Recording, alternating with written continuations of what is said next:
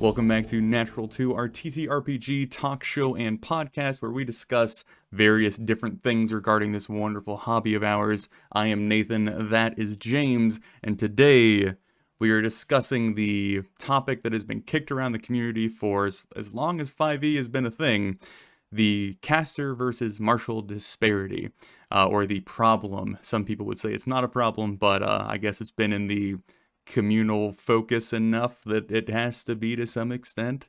But yeah, James, you got a little first take on it? Yeah, so I want to start out by saying that I'm not a D&D historian. We do have some folks out there, some of them are even on YouTube that have played D&D since those letters were put in that sequence. Um, I started on 3.5, and most of my commentary, most of my opinion is going to be focused on the current edition, 5e. Um, and I'll say that in 3.5, the the term that everybody knows, unless you don't, is linear fighter and exponential wizard. The progression for the fighter, this and especially in 3.5, is a more or less straight line, whereas the power potential of the wizard goes up by huge steps, huge leaps as the levels get higher and higher. Having said that, my thesis, ladies and gentlemen, is that in the current edition, in 5e, the Marshall versus Caster problem is, like so many things, a a DM problem, or a campaign problem, or a table problem. It isn't just, well, you picked the wrong class, sucks to be you. Anyway, um that's my general feeling, and we're going to talk about why. Mhm.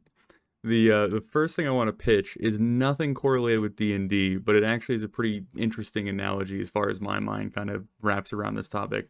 Had you ever played Star Wars Galaxies when it was a thing? No.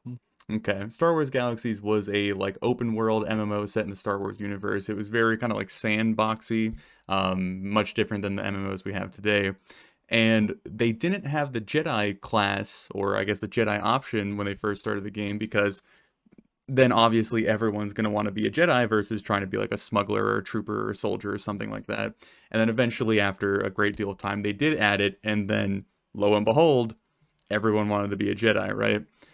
And I think there's a little bit of that, or I wish there was a little bit more of that care in D&D or tabletop role-playing games or 5e, whatever kind of, I guess, scope you want to narrow it down to, where wizards and magic users and that kind of thing should be this, like, crazy cool thing, this other, right? This strangeness or this magical essence or presence that, like, a guy with a sword doesn't have, right?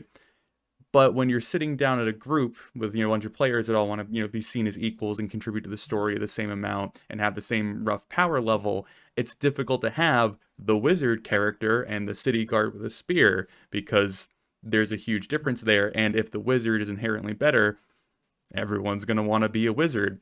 And so I think, and this is more of me just kind of like speculating, 5e has kind of been putting more and more magic or magic adjacent features and whatnot into all the different classes to the point that even a martial class is kind of a magic user anyway. And so it's a really weird line when I was looking into this for today's video. People don't consider the paladin a martial class, which I get, though mostly the paladin does function in that way. The monk is considered a martial class, but the monk is objectively some sort of magical with all the different stuff it can do. It can literally turn into shadow. So, like, it's this weird gray line of where, like, martial and caster even start and end. And so I think this whole topic is somewhat like hazy. Like there's no actual end goal here because they're not really defined all that well. But there is a lot more to get into. But that's my general kind of broad stroke of the whole situation. I think it's true that um in 5e I really don't think there is no class that is guy with spear. Mhm. You know, as soon as you are a level 1 character, you are um what what any commoner guard would consider to be a world class Mhm. warrior. Maybe like the champion subclass of fighter would fall into that category, or that's probably as close as you can get, but that's Yeah. still we're still talking about the best of the best as far as the local constabulary is concerned. Mhm. So I think that's true that the thing to remember when you approach a game of D&D at least is um every character, no matter their class, represents uh someone of amazing ability relative to the general population. Mhm. In most campaigns, you know, maybe in some campaigns you're playing like a high fantasy, ridiculous, you know, space opera with living ships. Who knows how crazy, you know, things Mhm. can get as crazy as you want. Mhm. But I think from my experience and observation and seeing other people talk about their campaigns, in most games, the characters are they're literally special, but they're also special in the world's terms. Um, and that's one of the ways to begin addressing the disparity in my mind is if you're the DM, remember that. And if you see that the martial characters are kind of taken up the rear a little too often, um, there's I was doing some I was actually researching this topic a little bit, looking at some other discussions online, and I did see a comment that I happen to agree with. Um, I don't know who made it, so sorry, you're not getting a credit, but I can say it's not my own Mhm. comment at least. So, um, that there's this weird disconnect, there's this weird mental like trick almost or bias that people play where if you have a wizard or a magic user, it's kind of like anything goes or all bets are off and no matter what they do, it's like, yeah, okay, whatever. It's magic. But if you're playing a martial character, uh there's this impulse, even though you might be like a level 15 or something, you're in tier 3, tier 4, you're master of the frickin' world. You come up against a door and you say, I smashed the door down, and the DM's like, all right, well, let's roll to see if you're strong enough. Let's roll Mhm. the damage to the door. Let's see if you can bash that door down. Um, there's this disconnect that like if you're a martial character, you have to be more realistic. Um, and I think that that's something that's very easily solved as a DM by just sprinkling. You know, don't freak out when I say this. Don't go crazy. All right, don't sit down, take a deep breath. Here it comes. Just get a dab, just a smidge, a smattering, a sprinkle of anime in your campaign. Just let it, it's Mhm. okay. Just let it happen, just a little touch, just enough for the flavor, right? And let the guy with the big sword just obliterate that door. Um that's a moment for rule of cool if there ever was one, right? He's level 15. Th- He doesn't need to worry about a wooden door. Mhm. Let him smash it. Let him do a Herculean, you know, a legendary feat of strength if he's got an 18 or a 20 strength, you know? Uh, be flexible in your DCs. Also, we know that bounded accuracy in 5e can make things a little strange sometimes. So consider having a lower DC for a martial class for a physical challenge. Um, or for a person who has proficiency in athletics. Mhm. Just to give it that little extra bit to make sure that um they can get it, uh, and look cool and have their moment. Well, I'm starting to little ramble, so there you go. Little side note there is I have to constantly remind myself when you're preparing an adventure or setting up a situation, you want to make it equal challenge to what level your party is. But I forget all the time that like if you guys are going to break down a wooden door, it doesn't matter what level you are. That's a wooden door. It should have the same DC no matter what the situation's called for. Where like a lot of my like the rut that I get into is like, well, if the DC is like 10, they're just gonna go right through it. It's like, yeah, that's the point. As like to allow the players to kind of look back and be like, oh, remember that time we couldn't get through that wooden door? And then they just shove right through it. So yeah, I think there's a fair bit of that. But as a DM, make sure you're not level scaling mhm, your environment by accident, mhm, or inappropriately. mhm, Not every challenge has to be a literal challenge. Sometimes mhm, it's just there for the sense of progression, for the narrative, for the imagery of smashing through that door. It's there. The door's there to be smashed. It's not there to keep the players out because a wooden door was never going to do that. mhm. Yeah, go ahead. Yeah. So stepping out of the wider, broader topic and kind of focusing in on a lot of the, I guess, core arguments that are usually made. I'm gonna kind of do a rapid fire and then we can tread back through them as we want. There is the ones that I hear all the time is, oh well, wizards don't have the longevity of martial characters. They eventually run out of spell slots, and then that's when they're useless and martials shine. The very short answer of that for me is like whenever in 5e is there going to be a situation where you are challenging your wizard to that point where they have nothing left to use. I think that's really difficult. The other one is that like casters have all this like wide spanning damage, like fireball and circle of death, where they deal damage to each individual. They don't do like a pool of damage and then divide it. And so if they roll high and attack 10 15 people, they're doing an incredible amount of damage that a marshal could just never do, because a lot of marshals don't have area of effects or zone spells or whatnot, or features. That one I'm a bit more in agreement of, and I think that's what like people who don't analyze a situation kind of point to as far as like the caster and martial disparity is like he just blew up an entire ship of people and I'm fighting this one goblin for 3 rounds, right? Like, but there's a lot more background stuff that's going on to kind of help that balance go.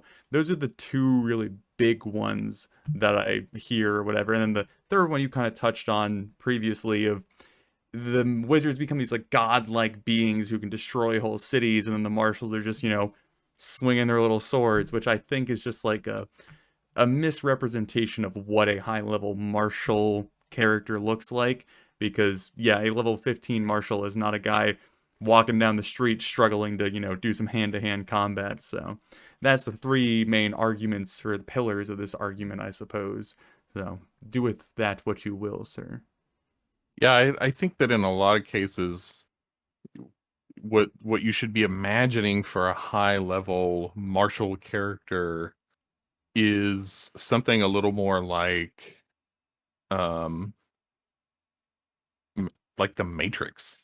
So like a high level martial, I picture like Hercules is the one that kind of comes to mind initially. Yeah, Hercules, Xena, go look some YouTube videos up at that. Like things that are crazy, that are unrealistic. The whole thing of slashing through something with a sword and it doesn't look like they hit it until it starts to slip and then fall over, like that kind Mhm. of stuff. Um, the other thing to remember is that sometimes that what that character is there to do. You talked about them having more stamina, and of course that depends on how many encounters you're getting per day. Check out our video on that subject. And if you're not hitting that high number of encounters and the magic users are going Nova every day, then no, the marshals are going to get left behind. Um, but that still leaves them to gum up the works and to protect those magic users and to take damage that the magic users aren't taking. So you can find ways to highlight that You can find ways to describe the enemies either going after the magic users or getting frustrated that they can't, or not understanding why this armored guy just won't go down. It doesn't even seem like he's taking any hits. Just to highlight that strength of Marshall's too. It's not. You talked about Star Wars Galaxies. That's something that comes up in any similar game like that. That the I hesitate to apply the tank damage healer triad to D&D. I don't like to do that. I don't like to think of the game that way. It's very limiting, gives you a lot of tunnel vision. But there are classes who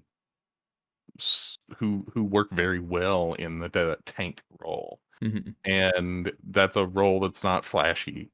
It's not glamorous. It doesn't get pointed out very much, but in a lot of combats, it can be really important. Yeah, like a lot of the reason I don't see this problem as like a issue with like our game or our world, our group, I suppose, is in my mind, magic users are this thing to kind of be protected. They are this kind of glass cannon weapon that are, super powerful, but there's a lot of drawbacks to it, right? And so when you have the martial characters, one of their roles is to help keep that martial alive long enough to do everything he needs to do. And again, it's not glamorous, but that's the beauty of it, I suppose, is each part of this, I guess divide has their role to play in combat. If the wizard isn't there, there's a lot of scenarios you're not going to get through. If the marshal's not there, the wizards aren't going to get through it. So like both need each other, but both kind of have this weird, I guess, like dislike for one another depending on what side of this riff you fall upon. And it's I don't know, it's never really stood out to me. The only time I've ever been like slightly annoyed, or I guess wanted to put some thought or energy into it, is when wizards are just like utility machines or spellcasters, I guess I should say, where they have like a spell for every single thing, or they have some solution or some whatever, right?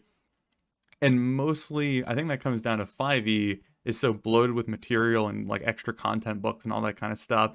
And if you don't want to spend hours as a DM going, yeah, this is okay and this isn't, and no, I don't like this, and you can take this from this book, but not these pages from that book, then people are just going to pull up with like, yeah, there's this book Wizard of the Coast released, kind of under the radar, and it gives me, 1,000 needles of death, 1,000 people I can pick every day, and they just die, and it's like, all right, sounds good. What level spell is it like? So that kind of annoys me is there's just so much poorly worded spells, so many overpowered utility spells that like take other people's specialties and just blanket over them. And that's when it's like, this needs some tweaking and fixing. I think that um, on the subject of tweaking and fixing, that that component. The thing about D&D is that there is no people talk about balance. Balance is a lie. It's impossible, because there are only rules for how entities work, but there aren't any rules, and we wouldn't want any rules for the game world. Like, that's one of the key differences. Everybody's game world is going to be drastically different, even if they're working from a setting like Forgotten Realms or Ravenloft, whatever. The Forgotten Realms in their mind is not going to match up. So this idea of balance, like there's no way you could balance a class or a monster for every person's imagination. Um, so I one of the I think it's a meme, if we had a community to have memes for Natural 2, we always put everything at the feet of the DM. Mhm. Uh, but that just shows how important it is, what a craft, what an art it is to being a DM and being good at it. um, because that's the kind of thing you have to hold in your mind. Every character class needs something from you. Uh, and if you find yourself worrying about the martial caster divide, it's because your table is not hitting those marks. Mhm. If you're a ranger and the DM isn't putting any tracking, wilderness, survival type problems in front of you, if you're that kind of ranger, then that's a miscommunication between the player and the DM. Mhm.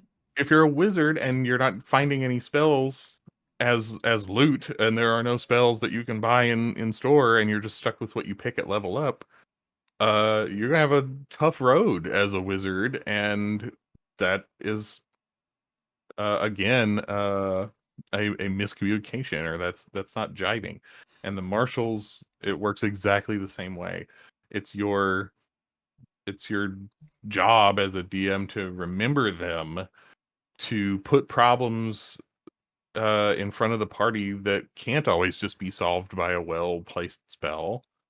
Um, to place enemies that have magic resistance of some kind, or that really can laser focus on those magic users and make life hard for them, and to include magic items, magic weapons, magic armor. Make sure that those things are there somewhere. They don't have to be in a store in town. You can make it a special thing. My first campaign of D&D, I played a fighter because I was new. Side note, I think that's one of the other things here. There are classes that are just for new players, in my opinion. And if you're picking them as a veteran player, you got to know what you're in for. Don't be a battle master fighter and then complain that there's not enough to do. Mhm. All right, it's the newbie class. Okay, pick something else. Um, but I picked a fighter. It was 3.5, and the DM was a guy who had been playing since first edition, and he understood quite well the the challenge of keeping up at high levels as a fighter. And so he found a sword from an old adventure, a legacy weapon, a legacy magic item called Merthuvial. It's out there somewhere. It's in an old module, and the idea was that it bonded with the fighter. It bonded with you. There was no need to ever find another magic weapon because it grew as the character grew, and as you accomplish specific feats, it would um gain new bonuses and new abilities.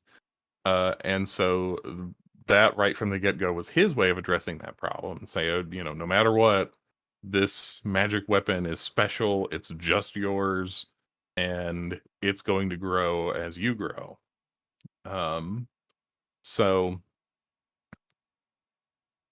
I know that I know that we harp on DMs having to kind of do it all. DMs have to fix this, DMs have to fix that. It's up to the DM, but it really is. You do have a lot of plates to keep spinning, and no one is in a better position to see that the sword and shield wielding character in the party is kind of getting left behind, and figure out uh how to make them feel special again. I'm gonna try and craft a thoughtful analogy to kind of replicate what you're talking about. We'll see how it goes. Tabletop role playing games is kind of like a really complicated restaurant where the players are at a table, the DM is the chef in the back, and the game is the waitress running things back and forth. And character sheets are these stupidly complicated orders where they want their meat cooked a certain way. They want this on and this off, and half of it done this way, and this ingredient taken away. And you get these receipts and you get them through the waitress who's just as confused as you are. And you have to try and, you know, fulfill those orders, right? Like when a player makes a character, they have a goal, they have an image in mind, they have an intention behind it. They want to complete certain things and show off certain things, and you as a DM have to highlight that. And if the casters are running away, then you got to try and find a way to either hold them back or boost the marshals up, preferably the latter. And then, all the other minute things that you might have to adjust and tweak to keep that level. And you're not balancing the game, like, which is what you were speaking of, is I think balance, as far as like most people speak about it, is a lie in like tabletop role playing game, or at least D&D, because your group of players are not all equal people. They're not all like the same power gamer, the same role player. Like, they're not going to put in the same time or the same energy. Like, you have a varied group and you have to approach it in a varied way. And so there is no balance, but at least as far as the mechanics are concerned, that's where I guess like some conclusion can be reached in this back and forth. But ultimately, it comes down to, if the rules are enforced across the board correctly, then there really shouldn't be this huge divide. But groups, players, DMs, whatever kind of the nick in the armor is, are going to be that problem. Like, a common thing that I see, and I've somewhat dealt with a little bit, is when a player is so persistent in trying to bend the rules, and when you're talking about spellcasters, that can go on forever. There's a part of me who just gives up trying to contain them, and it's just like, okay, sure, just do whatever you want. Let's go. And then they just keep kind of breaking more and more things in their favor. And that's like one thing that a DM could look at and be like, we're going to have to stop this and I got to address this because I've created this problem. And so it's stuff like that that I think really cause the disparity versus the rules being the disparity. That's that's a really good point. And the the tools are there. Um, I've played at tables that just straight up banned counterspell because they didn't like how wonky it made combat Mm-hmm. sometimes to, they cast a spell and then you counterspell and then they're going to counterspell your counterspell or Mm-hmm. something like that. It's like a So they five just way straight up, standoff. yeah, so they straight up ban counterspell. And listen, that, counterspell's not in your game, so now any player that can cast spells in your game just got a major problem just taken completely off the table because they know that if they try to cast a spell, they don't have to weigh that anymore. They don't have to weigh that against like, oh, the other side also has a magic user. He might counterspell. I better be careful. I better be strategic. No, they can just let fly. Um, so you've taken counterspell out. You don't make anywhere close to the recommended number of encounters a day, so the casters can always go Nova. You let them have 5-minute workdays. You don't give the marshals uh magic weapons, you know. You make them roll on 20 DC to bust down a wooden door, and then you go post on Reddit that the marshals and the casters, oh, the gulf is so wide between them. The physician heal thyself first and foremost. The calls coming from inside the house sometimes. Okay, so just check that first and see uh, if there aren't some ways you can just solve that issue right away without having to wait for a D&D 6th edition or whatever, or go find somebody's hacked up rules to make the classes more similar. Um, and the classes are always going to be different. Um, just like the players aren't equal, the classes aren't equal. They're all playing into different archetypes as well, and that's never going to change. A an MMO online game that can push patches out as fast as their devs can make them can't keep the classes perfectly balanced. So a game that is words on paper and people's imaginations, it's not going to happen. Um, and I don't mean that to sound defeatist. It should be liberating. The way to solve that problem at your table was within you all along. Yeah. I think the take, I would bet money on it that my conclusion to this is going to infuriate a lot of people, and I'm fine with that. The point of a TTRPG is to have fun.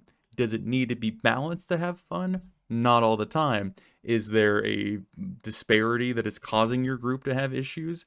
All right. Then find a fun way to fix that, or find a compromise to make it fun for everyone again. It doesn't have to be, we'll adjust this stat, or we'll move this thing around, or, we'll hamper this or cut people off from this. Like, just find the way forward for your group to have fun. That's it.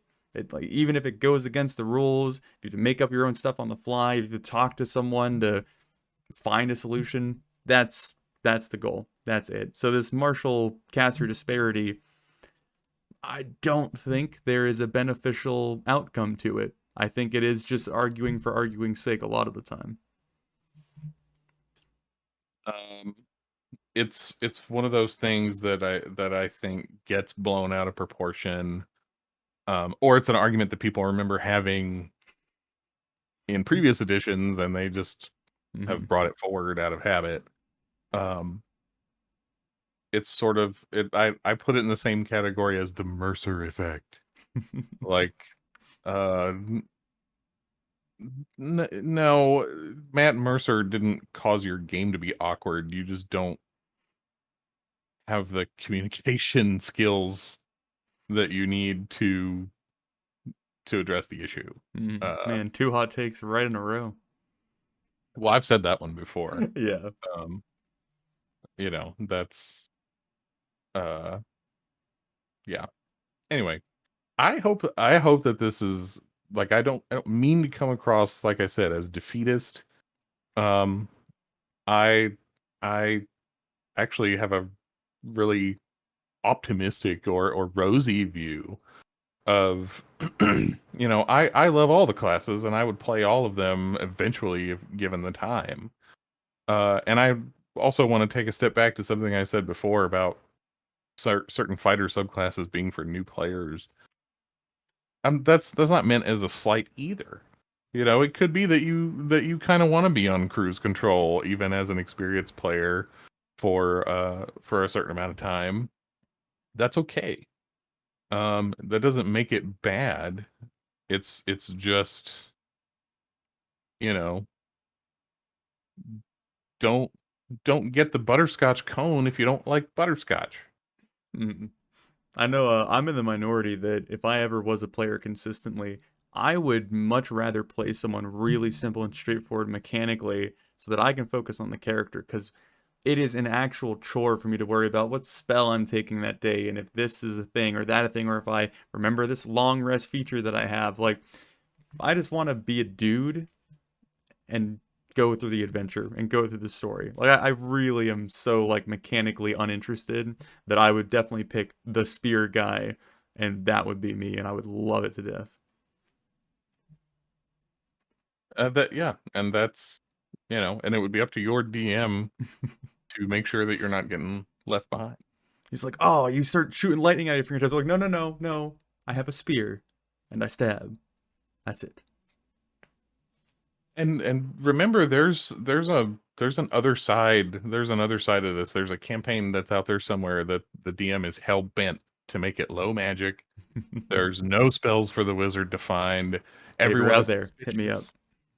Everyone is suspicious and hates magic users, so everywhere they go, they're always threatening to hang him. Like, it's in that at that table, it's the marshals who are going to seem like they've got something over. So sometimes it really is about perspective. Yeah. But I think we have not really reached our conclusion, and that's the usual MO on this show. So, What are you talking about? I think we're there. I think the actual truth is that we reached it 10 minutes ago, yeah, and yeah. we have just been dancing on it on top of Hmm. it. True enough. But and that's all I got. Hopefully, our words of wisdom had some sort of insight for you. Wow, two D&D terms right in a row. I should start some sort of pun outro thing going on. But anyway, yeah, hope it gave you a new perspective, or at least, gave you our perspective and potentially helped your outlook on your game or this problem that you may be facing. But that's all I Leave have, in the sir. comments. Argue Yeah. with us. Do it. Flame us. Yeah. I'm fine with it. Mhm. I we got a snide comment about being pale on one of our campaign videos. Oh no, you're I feeding it. It felt great. You know, it's like, man, we're really on the internet now. Uh, You know you so haven't made it until someone insults your skin color. I want haters. I want to be big enough, God willing, to have haters. Mhm. Um, so do it. Insult my weight. Talk about how fat my face is. I Mm. need a haircut. Like Mm. all of it. Give it to me in the comments. Or you could also be constructive. I Yeah. mean, don't let me stop you from being nice. Mhm. But hey, if all you got is salt, then put it on the table. All right. And like and subscribe. There you go. It's waiting for it. Can't forget. It's Mhm. important. We wish it weren't, but it is. But that's all for me, sir. And more than enough for me. So until next time. Have a good one.